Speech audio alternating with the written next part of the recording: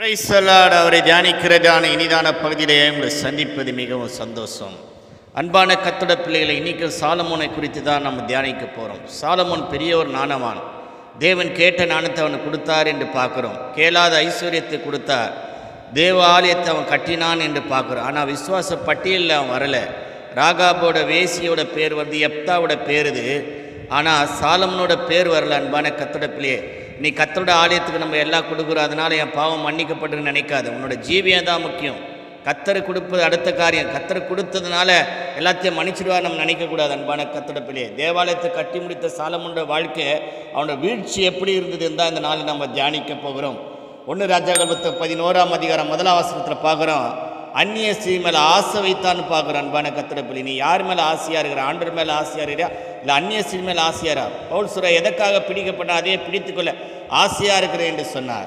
2வது பார்க்குற 2ஆம் வசனத்தில் ஐக்கியமாக இருந்தான் என்று பார்க்குறோம். கர்த்தரோட பிள்ளையோட தான் ஐக்கியம் இருக்கணும், அவிசுவாசியோட ஐக்கியம் இருக்கக்கூடாது. அன்பான கர்த்தரோட பிள்ளையே, 3வது பார்க்குறோம், அவனோட இருதயம் வழுவி போச்சு என்று பார்க்குறோம். 11ஆம் அதிகாரம் 3ஆம் வசனத்தில் அவனோட இருதயம் வழுவி போக என்ன பண்ணிட்டான்? உன்னோட வாழ்க்கையோட உன்னோட இருதயம் வழுவி பண்ண போகக்கூடாது.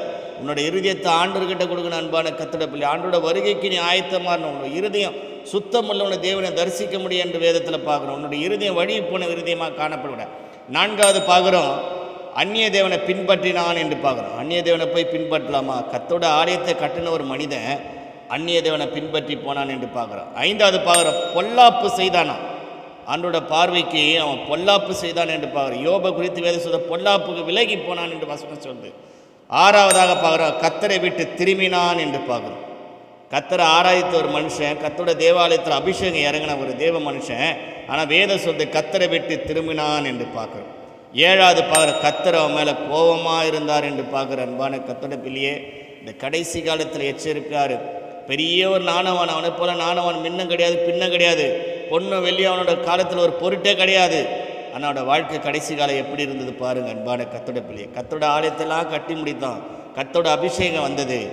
ஆனால் அவனோட வீழ்ச்சி இப்போ பார்க்குறோம். 11ஆம் அதிகாரத்தில் இதை குறித்து நீங்கள் தானித்து பாருங்கள். கர்த்தருடைய பிள்ளையே, கர்த்தர் உன்னோட இடைப்படுவார். இந்த கடைசி காலத்தில் எச்சரிக்கையாரு, ஆண்டவருக்காக வாழு, நிற்கிற விழாதபடி எச்சரிக்கையாரு என்று பரிசுத்த வேதாங்க சொல்லுது.